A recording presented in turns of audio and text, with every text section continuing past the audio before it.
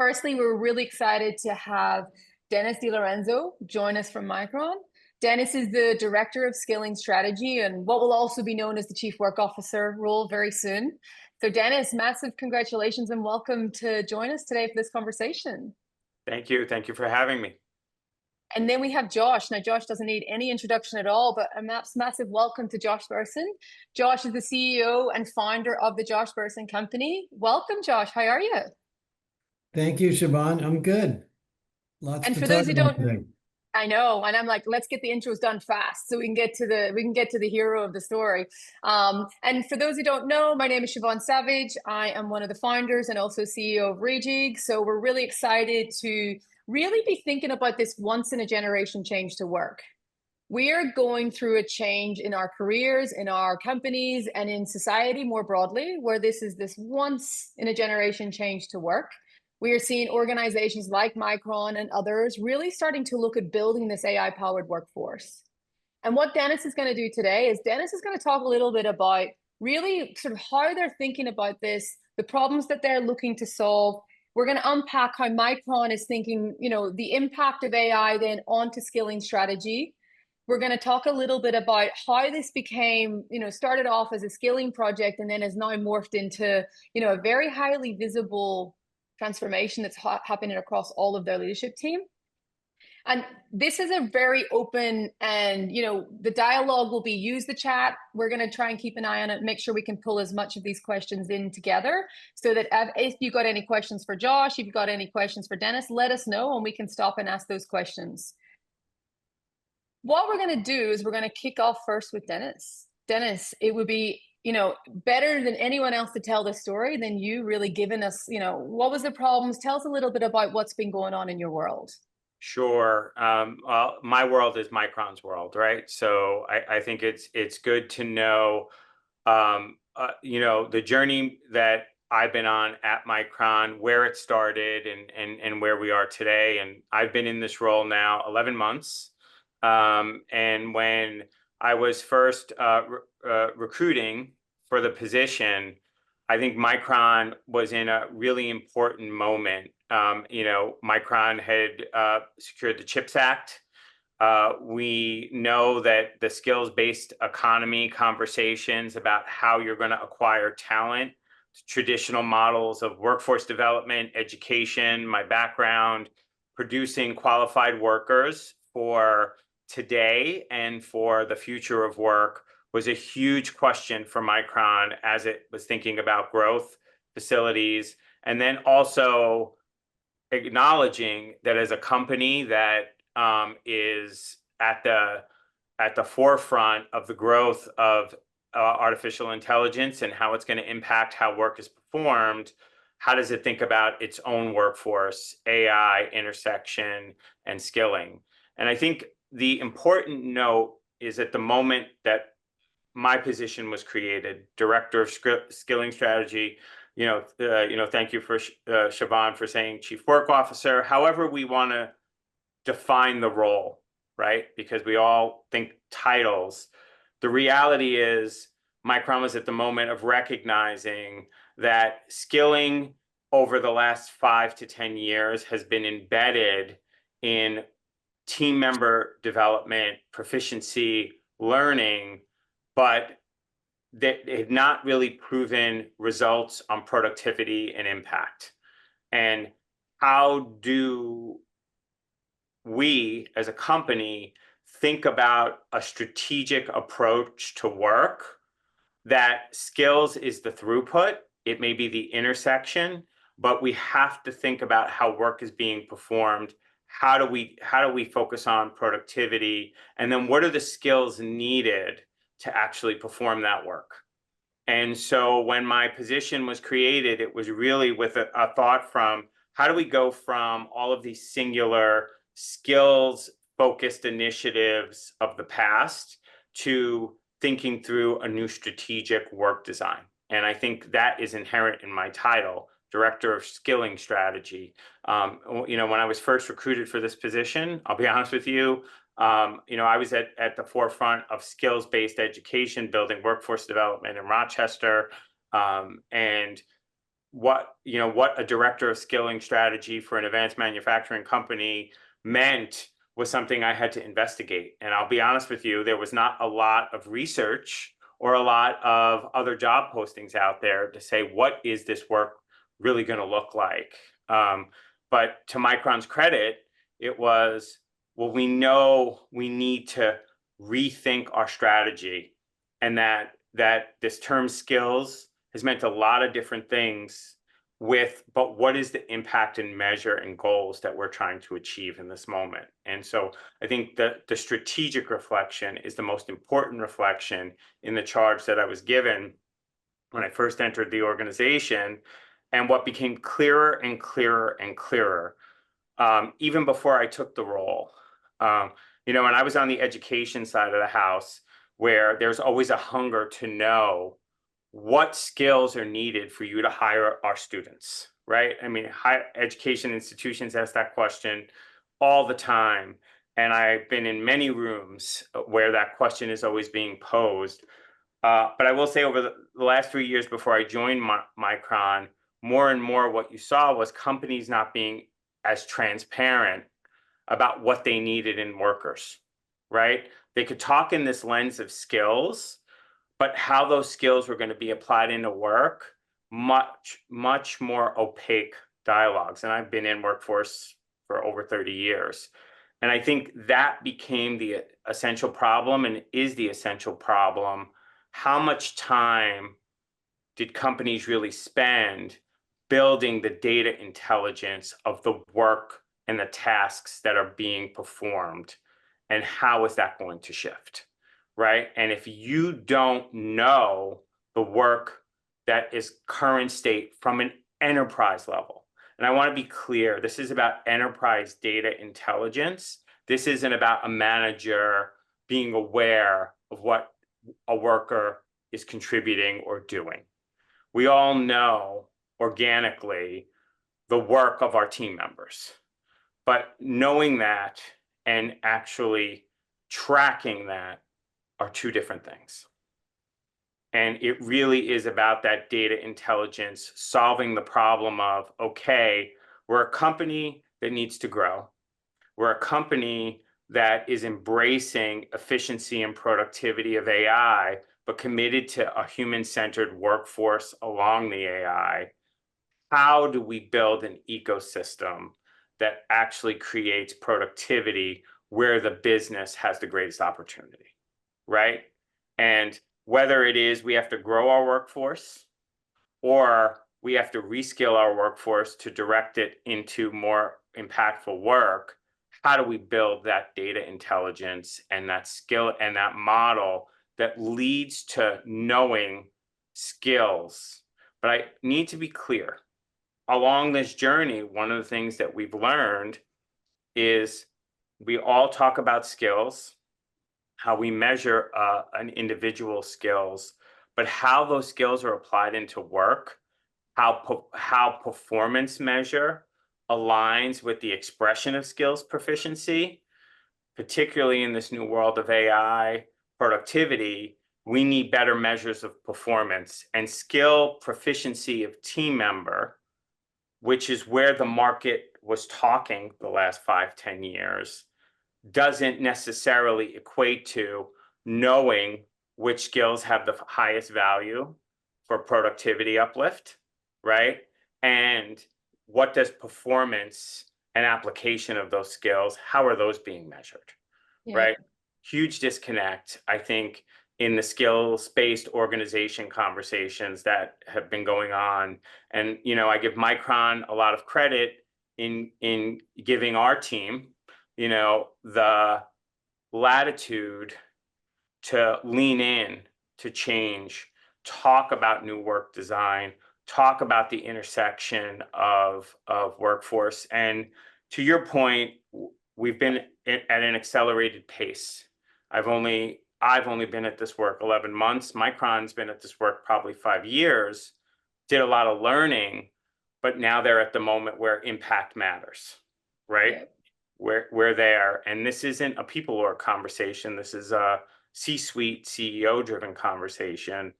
And our first position was, let's actually take an assessment of where we are today.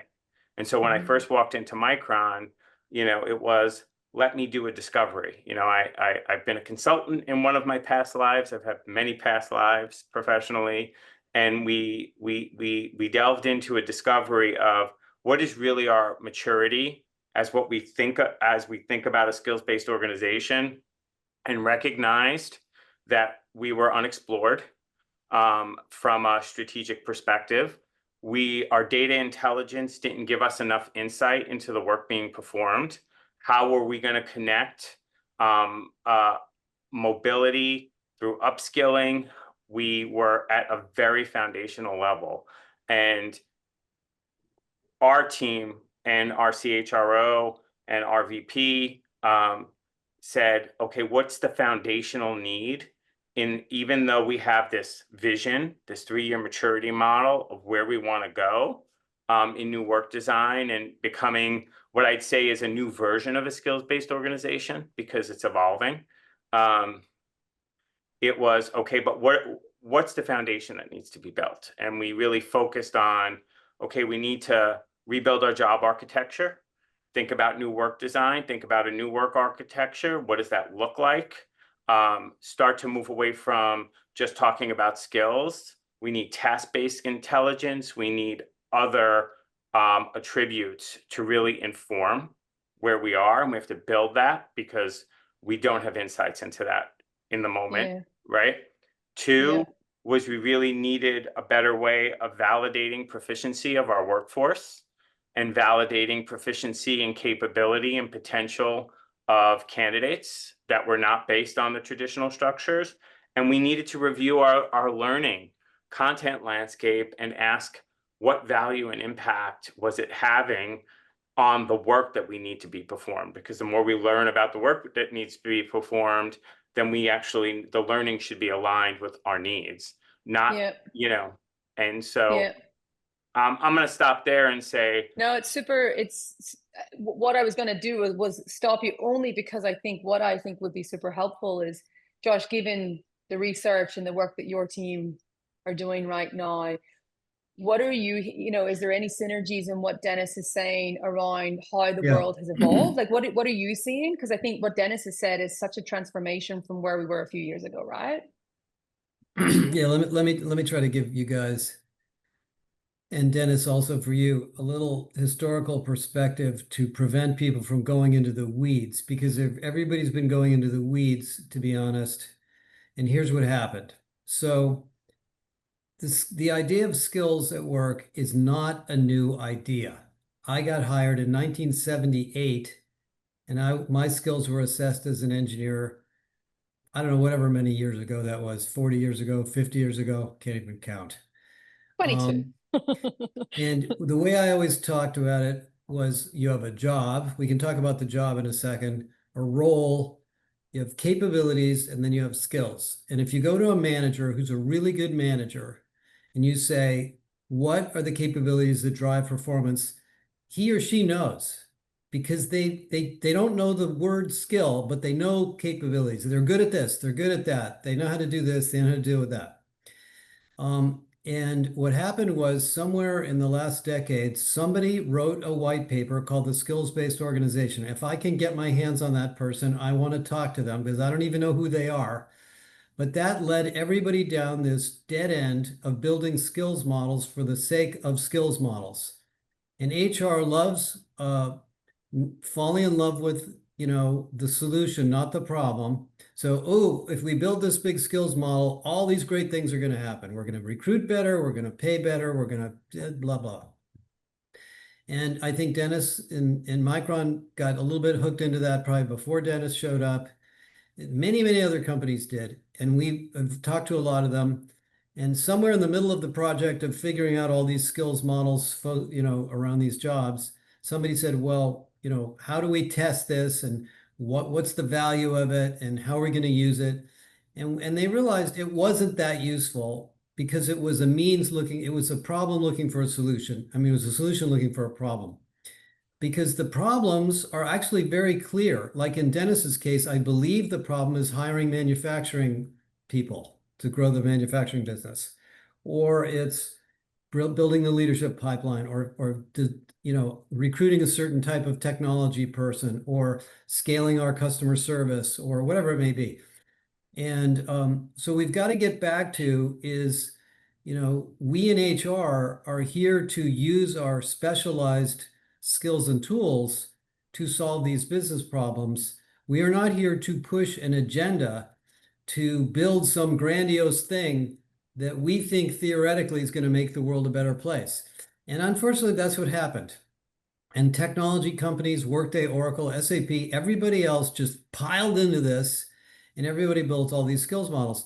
Now, what Siobhan is doing, and I believe what Dennis is doing, and we'll talk more about it, is taking a step back and saying, it's really not about the skills, it's about the work, it's about the company, it's about the business processes. I always think about it as business processes and then work, not work and then business processes, because, the work is going to change all the time. There are going to be new tools, new automation, AI, new machines. Like, the way I do my job today is very different than it was a year ago, but it's the same business process I'm trying to accomplish. And the other thing I want to mention is that somewhere in the middle of all of this effort, we had to deal with the fact that we had what I would call siloed HR teams. We call it now systemic HR. We had an L&D group that was doing their little missionary crusade. And then we had a recruiting group doing their little missionary crusade. And then we had a pay group doing their little missionary crusade. And then we had another group doing employee experience. Those are actually all part of the same thing. And one simple way to think about it is virtually every business problem is a combination of what we call the 4 R's. It's either recruiting, retention, reskilling, or job redesign. And if you think about everything you're doing, opening a new manufacturing plant, or whatever it may be, is how do we bring these 4 R's together in the right combination? Then you basically have to redesign HR, because HR was never designed to operate that way. So it's all good stuff. It's all happening right now, and AI is accelerating it. And I think, Dennis, you're going to have a huge impact there.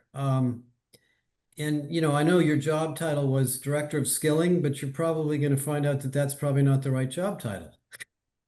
That's literally what I've been saying. I think this is a good moment to note, though, this is what new work design is about. Traditional architectures of roles being defined by title versus, to your point, Josh, we're constantly required to reinvent what we're doing, because while the business processes and business goals may stay the same, how they're actually achieved is what's changing, right? And they're being disrupted. And I love the 4R model because ultimately, whether you're pulling the level of recruitment, reskilling, redesign, it's how are you going to balance pulling those levers in an ecosystem that allows the business to continue to move forward and doesn't require you to pause constantly? Well, the other thing that's interesting about the 4 R's is if you really dig into it, you have different constraints. Sometimes there is nobody to hire. Like if you're a healthcare company, there are no more nurses. Exactly. They're not there. So you have to reskill and you have to redesign. Sometimes there's a surplus. So let's just forget about retention. Let's just hire. It's cheaper to hire than to try to train the people we have, like in a restaurant or something. So it's a framework for thinking about the business problem that's unique to your company. And then sometimes different parts of the company have different parts of the 4 R's that are going to be important. Well, different parts of the company. And then let's face it, economic climate, shifting priorities. You may be pulling the level of recruitment because you think that growth is necessary. But then as things shift, and in the last year, well, even as we think about advanced manufacturing and the pipelines that are seeking work there, and we could talk about the last 20 years. No, you guys are the Trump administration wants to create 1 million apprenticeships this year. Right. Good luck getting that off the ground. And let's talk about the real scalability of that. Right. In a world being disrupted by AI and automation. we need to think about a new type of scale and access to this work. There's great opportunity for recruitment, but the reality is your workforce also needs to be retooled and reskilled. Look, at AI is going to change the way that we're working in this industry significantly. And if we think about a reskilling, yes, we want to grow. Micron's committed to growing, its talent pipelines in the communities where it'll be building. But we also need to ensure that our workforce stays relevant within the company, because you only have so much pipeline. And as this work shifts, and it will shift probably in 6-month cycles, then we have a commitment to our current workforce. And so there has to be a balance of those two things. For sure. One of the things that I think was really interesting about when you were doing your discovery phase, that's when you met me, right? And Yes. When you were early in that phase, and I had went through my own personal journey over the last 3 to 4 years, where I started very skill centric. And I still believe, by the way, in skills, because people have skills. But the missing link for me was the skill needs to be based on the actual work that's being done. And that was the gear that we went up, where we were like, hold on a second. And this was pre-AI, right? This was just before that phase of like that. And when you and I met, we had this conversation, which was very much so around, well, if you're going through on one side of your business, you're being charged with this reinvention. So the organization has to be bold. They have to reinvent. You're at the forefront. That is a given. Your CEO, your CFO, your chief AI officer, and your CIO are all involved in this big, big reinvention. And then on the other side, you want to be a responsible company. And you want to make sure that you're not leaving people behind, that you're building the right capability for the future. That's and right. When I spoke to you about, well, hold on a second, you need to first understand the work in order to do both of those things. Can you talk a little bit about that moment? Because I feel like that's the part where I think we're starting to get this aha moment, where folks, just like Josh had said, that pre-part, and now we're all, I think, and by the way, I think AI and this movement has done us all a favor to stop and reset and rethink, because we're not going to be able to build this new world on the old world that we've already kind of constructed. So talk a little bit about that, Dennis, in terms of like where you got to and where you believe, you're required to go. Absolutely. I mean, it's a perfect way of describing it. It was the aha moment.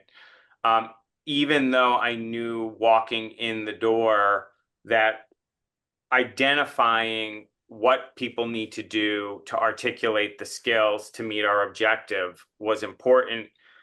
When you and I met, Siobhan, was just at the moment where I was recognizing that the traditional job architectures and systems that we were using were not giving us the insights that we needed to understand the work being performed. I mean, the day I met you was probably like 2 days after I realized we don't really know much beyond business title of what work is being performed. And, Micron has it not a unique problem in that we had a compensation-driven job architecture focused on titles, bands, and levels, but we didn't spend a lot of time describing the work at an enterprise level in a meaningful way. And so there was a lot of inference of business title to skill, but no real measure in between of how that skill was being applied. And when you started to talk about task-based intelligence, it really was, well, it sounds simple, but not simple, because companies did not see value in the articulation of work in a clear, concise manner where the enterprise was tracking. So it's easy to Josh's point, business leaders know what capabilities they need to perform the work. And that's really important in identifying talent. But being able to predict how work is going to shift really requires that task-based intelligence at an enterprise level to help inform the future. Because if you cannot create that roadmap in this new human AI-centered workforce evolution or revolution that we're experiencing, to say to the team member, your work is going to shift in this way, and you need a new capability set in order to meet that objective. And Josh, I love that you said the word capability, because I too have been talking about this. Stop talking about skills and start talking about how do we build capabilities in our team members, right? To perform the work. And it's an important shift. You know, it's in a particularly confusing time right now because, you know, the way work design has happened in the past was, you know, we bought some platform or technology or automation system, and then we fit the jobs around it. That's And right. the company that made this thing had to tell us what the jobs were that worked around, like Boeing tells the airline industry what jobs they need to have to operate the Boeing plane, because Boeing can't sell the plane unless the people can fly it and maintain it and fix it and so forth. But AI isn't like that. They just throw it out there. Nobody knows exactly how it's going to be used. The vendors haven't really built end-to-end solutions yet. So we're all scratching our heads thinking, well, how do I use this? What am I going to automate? Right, Siobhan, that's where you come in, is like giving us this match between the technology and the person and the Yeah. job, which normally the technology providers should be doing for us, but they haven't had time. Yeah. Yeah. And I think to Josh's point as well, like the way that, I mean, this is my belief based on getting the privilege of getting to work with some of the best companies in the world doing this right now. And I think the thing that is the most important thing that we've all got to realize is that we can't build this new world on the old model. And there is going to have this reinvention moment where you got to rethink that whole view. And the most important thing is you need to understand work. Like you need to have that context of understanding work at a task, but also a subtask level. One of the things that Dennis did to us, which he probably won't say publicly and you'll kill me for saying this, but what Dennis did was he was like, this all sounds too good to be true. Like send me the data. So what he did was he like made us showcase what I knew about Micron, because what we've built is we've built what we call a work ontology. And the work ontology, think of like how Google has mapped the internet. Reejig has mapped work. So 23 industries, we then look at every role, every task, every subtask, the skill needed for those tasks. And our bet is, and what we believed back then was that we will be 80% accurate without even touching your environment. So that was the bet, that we can get it as close to that. And then we bring it into Micron, and then we harmonize that with Micron specific data, which is where you get these high validation rates of trusting the data. And one of the biggest problems that we found in our early journey when we focused on skills was the trust in the data wasn't there, because it was being inferred off job adverts, which are mostly like really marketing things versus like actually what is someone going to do in this job. So that was really where we focused. And then to Josh's point is, see, when you have visibility of what's happening in your company, you can find where the waste is, you can find where the unlock is, you can find where the AI potential is. You get all of this work intelligence, which helps inform how to evolve. Like no company right now can afford to go through a full transformation overnight. They're going to have to figure out where is the place that's in pain the most or costs us the most money, and where do we go first. So it's using data to really inform, like, where do I go first? Where do I take action? And betting to the CEO. And this is where, Dennis, your story got very exciting. You know, we were kind of on a bit of a roller coaster over the last couple of months because, you know, Dennis started off on the journey. It hits the executive. And Dennis, why don't you tell that story? Because I think the thing for everyone to listen on this story that was so impressive was this started out like a sort of HR kind of project, which has now become this really important transformation for, you know, leaders broadly. So Dennis, would love for you to share that, if you can share as much as you're allowed. Sure. You know, I think it goes back to that foundation building that we committed to in the first phase with our CHRO. You know, we spent a lot of months thinking about, okay, here are our strategic work streams. Rebuilding architecture became our rallying cry of our first work stream, but working within the people org to figure out what is our new work architecture. Siobhan, to your point, we did a lot of environmental scaling of quality work intelligence because we knew that it was an important foundational build.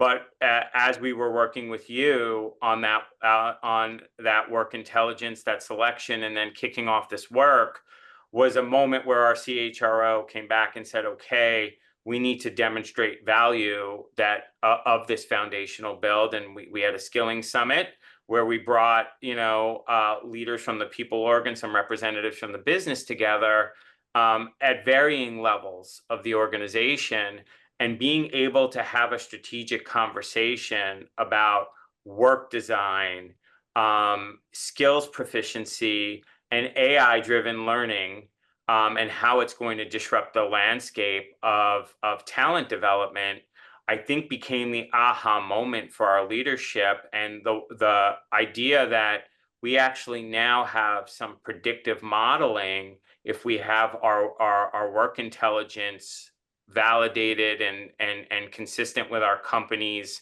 demand, that we could be looking at this AI human-centered work redesign in a much more strategic enterprise way to inform business value before investment. Yeah. Right.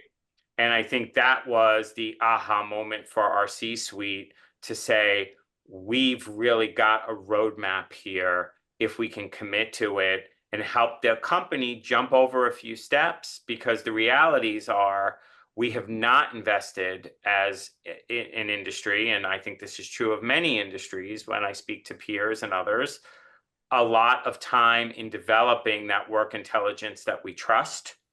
And if we can accelerate into work intelligence that we trust, we're going to get to better decision making around AI. And it opens up a lot of questions as we've been talking about work design and work intelligence and how it's going to inform our business decisions, our talent decisions.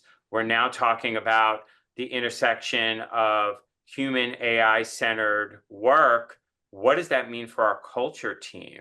What does it mean for our management strategy? What does it mean for the business to be thinking about capabilities of human and agents working together?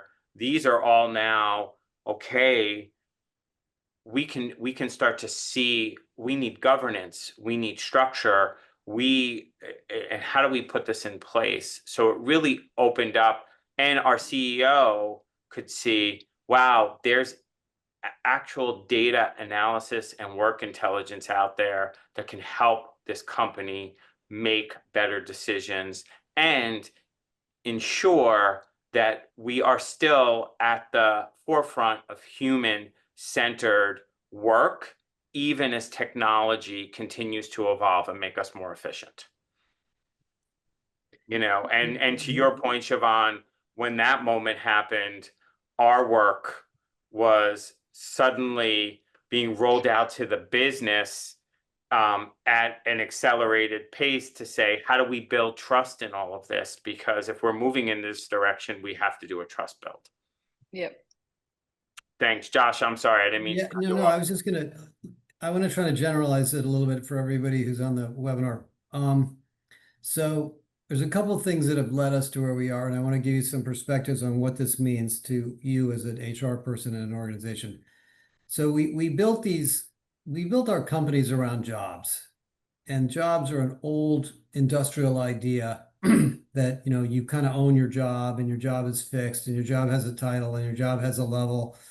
And as long as you pay your dues, you can, do your job, get a good pay, and retire.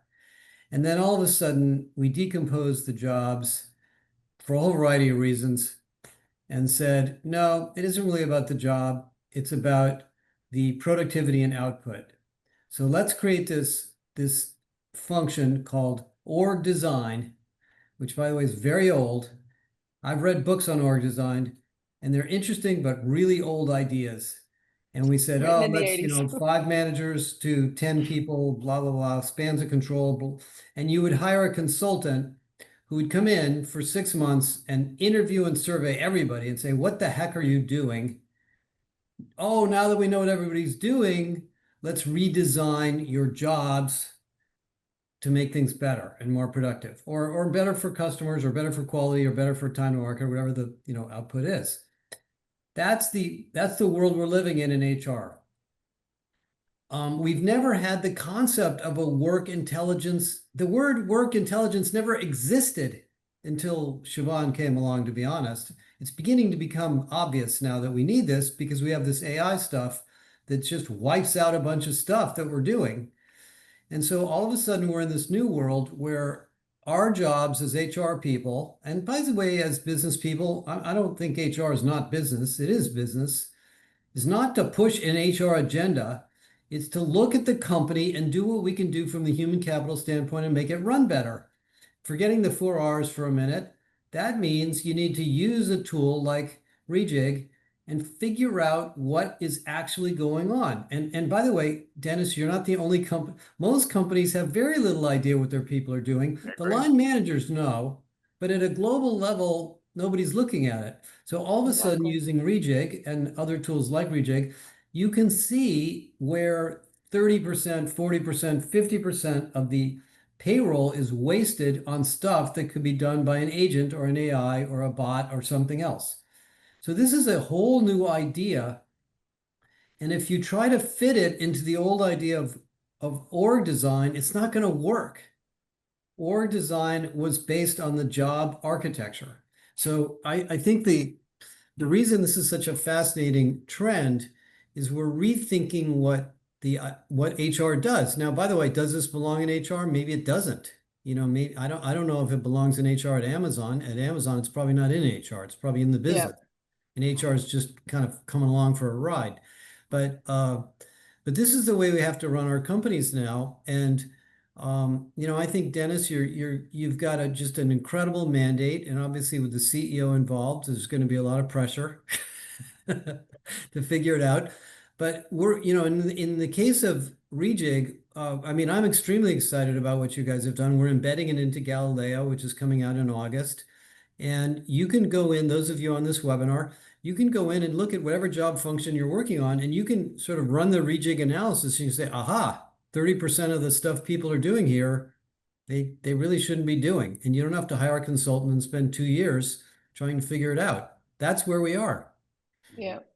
And I'd like to just, Josh, everything you said is just so relevant to what, our team and Micron is living every day on this journey. But the reality is of org design and those traditional job architectures, what defined hierarchy was managing people or decisions you might be making in order to get to what we perceived as higher level position or titles. Right. Now, the way we're thinking about spans of control is, okay, let's not think about managing people, but actually deliverables of work, right, really to define lever and the old structures of org design do not know how to think about progressive task, progressive function, and progressive deliverables that require higher level skills and knowledge. Because it was okay if you manage 10 people, chances are you were higher up on that org hierarchy than others. But it's not about managing people anymore, spans and layers. It's about what work has the highest value. But the funny thing about it, Dennis, is the comp system. I just got off a call on performance. Oh, I know it. All that stuff is based on this old art. Where this is a complete wipeout of many things. I agree. I agree. And because now, how do we measure greatest impact of the tasks at the highest level they're going to bring the business value? Well, it throws out that whole org structure, and how are we going to actually pay at a higher rate for the contributions that matter most in our work environment? And how does the work intelligence do that? I agree with you. It's you're watching all those old models. By the way, there's one thing. Let me run something by Dennis. There's a human thing here that's been occurring to me because I'm getting a lot of questions about this. So let's suppose we go through all this automation. You fast forward to 2 years from now or whatever it may be, and all the AI is working. You still have human beings doing stuff. People still need managers. That's right. So at the end of it all, I don't think we're going to end up with companies with 3 humans and 10,000 bots. I agree. So I think there's a little bit of an inflammatory idea here that we're going to move to this like totally flat, bots doing everything, us managing the bot. People are people, and we need, leadership and alignment. And where's your mind on that?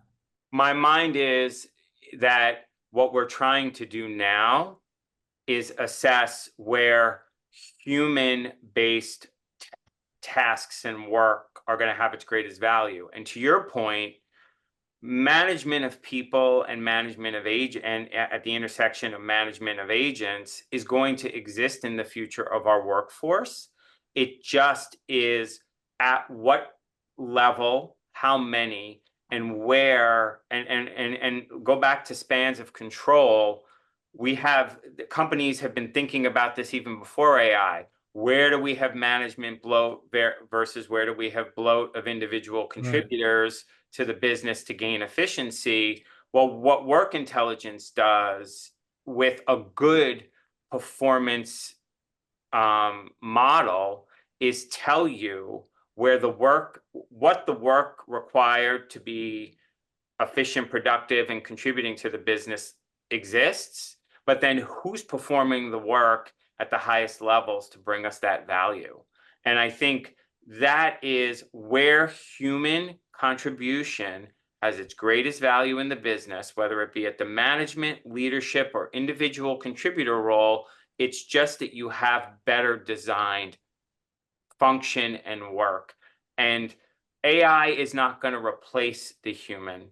It's going to augment efficiency and allow us to direct our work in more of a higher value way. I mean, and I do think when we were at AWS, there was a conversation of, okay, we think about the things that we can prioritize in our work to contribute to the business. And sometimes there are things that we have to put effort into that takes way more time than the priority that actually may bring more value to the business that we're not getting to for strategy and innovation, because we have to keep the trains running on time. Well, AI is going to help us make that more efficient, right? So I do, my own belief is we have to rethink how we value work in our compensation model. We have to understand where humans' greatest contribution in this new AI human intersection is going to hold sway, because it's imperative. AI is here to perform tasks. It doesn't take out the need for human-centered work. But we may also have to rethink the work week, because what we valued is 40 hours of contribution. Well, as a listen, I'm going to go there. Don't open that can of worms. There's an article that came out this week. There's a new study that shows how great the 4-day work week is. No, the problem with that. Let me just say that this. is every CEO says, great, if you've got an extra day a week, you can do 25. Yeah, what have you been doing this whole time? But let's think of it this way, because when you're a consultant, you learn that whether you're spending 20 minutes or an hour, it's the deliverable and output and impact on the business that you're contributing. So I'm not suggesting we break the 40-hour work week. What I'm saying is that you may have 40 hours of contribution based on today's traditional model that's only bringing 50% value to the business. In this new work intelligence, AI-centered workforce design, you may find that 20 hours is bringing you 80% business impact. Doesn't mean you may not require 40 hours of contribution. Yeah. And that's what you're going to see the shift on, right? If 20 hours gives you 80% business impact in this new model of work design versus the old model of 40 hours only giving you 50%, well, you've actually increased the value of the human regardless of how much time they're spending in the work. Yeah. Let me give you a real life example of what I see across the board, because I'm getting to play in every major industry right now, seeing this across the board. There's two major examples of where when AI becomes topical at the CEO level and what they care about. So one, where's the pain? So go and use AI to remove some form of pain. The nurses example Josh has given, there is no nurses. How do I free nurses up to do more of the work that they can only do, that the qualified nurse can do? And how is this other part, could this be done in a different way? So there's this like pain connection to the business needs to solve a problem. The other use case where we see a lot is where, for instance, an account executive, like a salesperson is measured by the amount of meetings they book and the pipeline that they create. Now, if a typical sales rep books 5 meetings a week, and that is their quota, and that turns into X amount of pipeline. How do I get that rep to build more pipeline? And the conversation then becomes, what is all of the work that the account executive is doing, and what work could be done in a different way to free them up to focus on those tasks that give them the outcome of meetings. So the CEOs are caring about, the work, and people keep talking about this high value work and freeing people up to do meaningful work. At the end of the day, it's about outcomes, and how do we increase the outcome of the individual, which leads to a outcome for the business, which is money, or some reason of value to the organization. So I think we're in this like moment of, there is kind of 2 messages to market right now. They're the CEOs that are pretending there's not going to be impact to people, which is not true. There's going to be impact. It's just whether or not they're going to say it out loud. And then there is the CEOs that are being very outward around talking about, we want to increase productivity, we want to increase efficiency, and there will be impacts. And where the HR folks are really getting pulled in at the board level is the public perception of the business needs to be that we are being bold, but also we're bringing our people on the journey to ensure that we've got the right capability that's going to be needed for this kind of future workforce that we're building. So that's really where we're seeing that. Can I add another idea? Look, everybody thinks AI is a big productivity tool. We're going to, reduce the number of people, reduce our labor percentage and time to market and all that. I think the other thing that you have to be careful of is, what is the business you're in and how do you add value? That's right. Yeah, you can reduce the number of people. Great. Okay, you got a 10% cut on headcount. That feels good for about a quarter. A few other people are working harder. Our training, investment has to go up because we're hiring more people and we're redeploying people. But all of a sudden, we're back to where we started from. Can you use the AI to do stuff that you always wanted to do that you couldn't do before? That's right. And do these other things? Dennis, I'm sure you're going to run into this because, the cost cutting part of it is probably going to be over in a year. I mean, everybody's going to have that. Well, Are you thinking beyond that? Then you're into redesigning the way the company operates. Well, That's why this work intelligence is so strategic. It isn't just, cost saving, getting rid of 30% of the effort. I think that you are hitting on exactly what our strategic, again, we talk about building the foundation versus our strategic vision and ongoing business impact. If we're leaning into work intelligence, there may be a reset moment, to your point, of how do we restructure the business and maybe achieve some short-term savings, but that just, to your point, re-levels the playing field on our business model. The real question is, AI and work is going to continue to evolve. How does this work design model continually help you direct your resources to give the highest level of value and impact to the business? And I think, to your point, Siobhan, a lot of people are talking about high value work, but no one's identifying high value work. Like what is high value work? What is high? I don't know what the word high value work means. Right. But I think let's dig into the work intelligence model, which tasks and subtasks actually have that are human-centered tasks that are going to remain, contribute most to business growth or business sustainability. I'll tell you a funny example. Can I give you guys a funny example in my life? Yeah. So we sell a very intangible product. We sell a membership in a research thing. I don't even know what to call it. And they get to call us and we give them all sorts of data and stuff.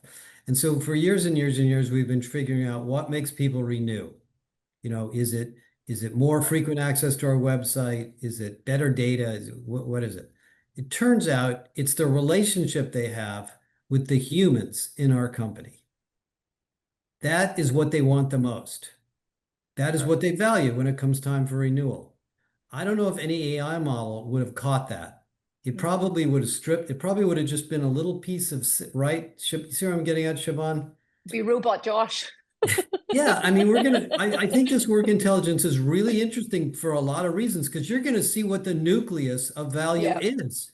You're going to see it all of a sudden. Yeah. Well, agreed. And with the work intelligence model, Josh, you now know that your highest value is that relationship and the time that your people are spending with your clients. but looking at your own organization, work intelligence can tell you, what can we automate so our people are spending the most time on those Right. relationships? Yeah. Right? That's the goal, right? Do you know what's really funny? If you take AI out of this equation, and we were just having a webinar where there was no AI and the agent movement didn't happen, we would still be having a really valuable conversation, because you see how work and jobs have even been built. It's like everyone sleepwalked into building these companies, and just things evolved over time. And we have no idea how, I don't even know how half the stuff happens It's in my not company. sleepwalking. It's 100 and 200 years of business books and case studies and But examples like, and look at, architectures and HR yeah. practices. And think about even if you remove AI, even if you were to just look about where the bloat is, where there's duplications, you've got, 100 people called different titles who are all doing the same thing, who don't actually know they're all doing the same thing. You've got like massively crazy archaic job architectures that have been designed for dinosaurs, that are labeled in a way that doesn't make any sense when it comes to the organization. So even at a level without AI, that we need this new infrastructure. We need this new view of work, because the way that we've designed our companies is fatally flawed, and we can't be agile because we've got this really static way of doing it, and no one has a clue about what anyone's doing. No one has Can I go any back to idea. something that Dennis said for a sec? I think the other thing that, Dennis, you're probably realizing this is a massive skilling effort, because assuming we come up with all these new AI tools or whatever they may be, they're different in every case. We have to teach people how to use them. Sure. Well, you have to teach And people they're how. afraid of them right now. Everywhere I go, they're afraid of it. I just got off the call with another company that's said everybody in the company is afraid of getting laid off. They don't even want to touch it. Well, and I think that's where Siobhan talks about our story. I believe that we have to jobs of work transformation units, skills transformation units. We have to be educators on how work is shifting, how AI can actually help you be more productive, Right. more valuable to the company. This isn't about replacing you. Right. However, now let's think about you as a contributor to say, if AI makes me more efficient, what do I need to develop, or what skills do I already have that actually have greater value to the company, and where can I put my time? Because to Siobhan's point, AI, no different than I'm Gen X. We lived, no computers on our desk. I'm preaching to the choir with you, Josh. To AI, we've had small disruptions going on. This moment is a major evolution of. I was a continuing education dean for a really long time. Retooling, reskilling is the people who did that always were more successful in being able to be transferable, or mobile, or achieve leadership status. The reality is you were able to do that in cycles as a career professional that were longer term, right? You could take 2 years, you could take a year. Now it's really, you have to ask yourself every maybe 6 weeks, are there areas I need to develop? And I now have the tools to help me understand what I need to develop in real time in order to stay relevant. And, if I think not embracing a tool that's going to help the business and help me be a greater contributor is going to stop this revolution, well, that's the mindset that we have to lean into. But how do you create the safe space to have that conversation and bridge the gap and educate the business, the team member, and leadership? Because I see those 3 domains differently. Business organizations within your company operate in one way. That, to your point, the people org is a business organization that has its own practice, but it has to be an enabler. Then you have C-suite with larger goals. And then you have team members who have aspirations and goals, and you have to look at those populations and continually educate, inform, and make sure they understand that what your objectives are and the realities. And I have this conversation all the time. You know, companies have reorged down and up based on business for years. This idea that AI all of a sudden is just another thing to push out workforce. Well, you know, we've seen economic depressions, we've seen technological disruptions. Humans are still at the center of work. It's just a matter of the work that we're going to perform. Yeah. You know, the one thing as well, I think we've got a little bit of time where, you know, the jobs paths are not moving out of jobs at a pace, because it's, you know, there's like taken a minute for this thing to start really happening, which gives you time, you know, whether you're a chief learning officer, CHRO, you've got time to now prevent anything from like that world of like everyone's being pulled out of jobs, because we've got this time to look at, well, where is that opportunity for skilling, you know? And I think the data, if you're in the HR world right now, you should be making best friends with the CIO and the CIO's team who are driving this innovation. One of the things that Dennis has done really well is this is not just HR, this is being connected into the business more broadly, so that as work does transform, that it's getting connected back into the HR folks so that you can re-engineer the jobs. Remember, every time you deploy an agent, you remove a task, but you also add in new tasks. So this is like what Josh was saying. It's not like a consulting project you do once and it kind of gives you a directive. It's the continuous evolution of work. right. And the AI companies are still on this journey, right? Like this hasn't been fully fleshed out and the models are not where they need to be. You give that some time and things will start getting even better. And what you'll start to see is that This is the first time in the history of technology that everybody bought automation and they didn't know what they were going to do with it. Yeah, it's like, oh, we got this thing. Now what? You know? And I think the other thing that I see with companies is where they've done this thing where they've said, everybody go deploy agents. We've given you access to these tools. Now go. And for me, that's like, oh God, don't do that. Because if you imagine in a company, things get done through systems and processes and ways of working. And if you allow everyone to go and create a version of that process, can you imagine the chaos that you're going to create? You're going to do the opposite of what the AI is intended to do. You're going to slow everything right down. So you need this enterprise view of how do I actually do this from a transformation perspective to do it in a way where Dennis is doing it, so that you're looking at the opportunity and then thinking about where the agents could be deployed and then what will be the impact to the workforce. So that's where it's like this BYO AI, everyone go for it. Like, I just think just caution that a little bit in your world, because I think it'll be a very, different time. I've got two questions. So we're getting close to time, but before we sort of wrap up, Dennis, people are getting started on this journey. To both of you, what do folks need to think about? They're right in the point where, this is a new evolving category. This is a new space. What are the things that you recommend folks should think about when they're starting on this journey? I would say have a very honest assessment of your current organization's gaps in work intelligence, understanding, to Josh's point, skills-based organizations, research articles, they're all the best to inform thinking, but that's not a strategy. And so what are your business problems today that you're trying to solve for has to be the starting point. Where are your gaps in intelligence to help inform the solutions to those business problems? And then what is cultural tolerance for change?